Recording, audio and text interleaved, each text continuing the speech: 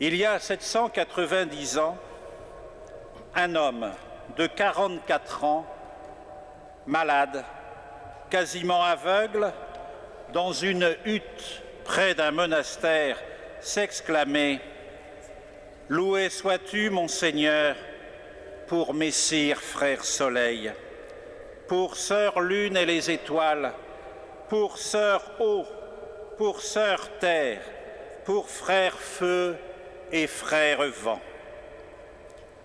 Quand cet homme, François d'Assise, exprime ces paroles, il ne fait plus qu'un avec la création. Il se tourne vers le Créateur pour s'émerveiller et louer cette maison commune qu'est notre terre et tout l'univers.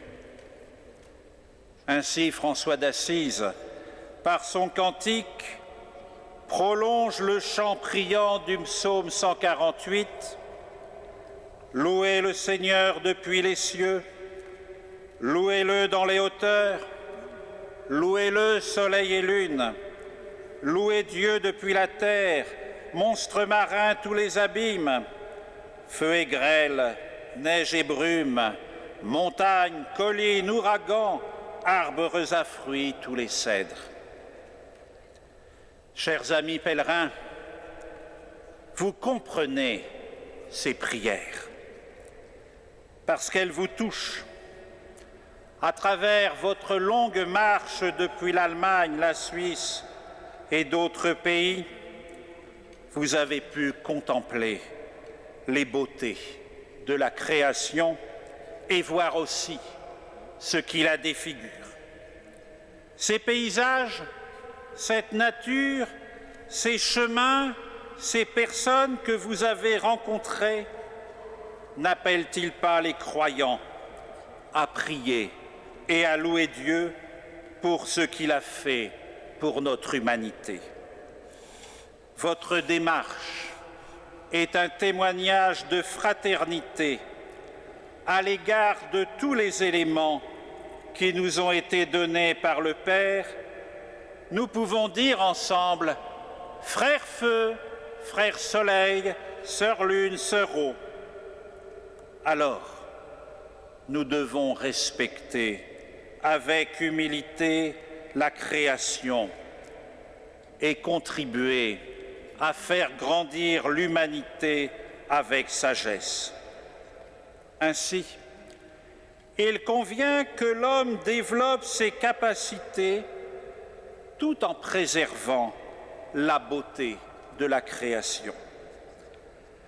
Cela implique un changement de comportement, comme l'explique le pape François dans son encyclique Laudato Si, en faisant référence au patriarche œcuménique de Constantinople, Bartholomée. En effet, le patriarche attire notre attention sur les racines éthiques et spirituelles des problèmes environnementaux qui demandent que nous trouvions des solutions à travers un changement de la part de l'être humain. Il nous a proposé de passer de la consommation au sacrifice, de l'avidité à la générosité, du gaspillage à la capacité de partager dans une ascèse qui signifie apprendre à donner et non simplement à renoncer. C'est une manière d'aimer, de passer progressivement de ce que je veux à ce dont le monde de Dieu a besoin. Et le pape François s'inspire encore du patriarche œcuménique en disant que le monde créé par Dieu est en lui-même le sacrement de la communion. En effet, l'humanité partage le monde avec Dieu et avec son prochain à une échelle globale. C'est notre humble conviction que le divin et l'humain se rencontrent même dans les plus petits détails du vêtement sans couture de la création de Dieu, jusque dans l'infime grain de poussière de notre planète. Et le pape dit encore, « Aujourd'hui, nous vivons dans une société où tout doit aller plus vite et doit rapporter plus. Cela implique souvent des évolutions dans les modes de vie. Le changement est quelque chose de désirable, mais il devient préoccupant quand il en vient à détériorer le monde et la qualité de vie d'une grande partie de l'humanité. » Chers amis, c'est de notre responsabilité à tous d'agir à notre échelle en faveur de cette écologie globale. L'homme ne doit pas être un consommateur effréné des biens de la terre.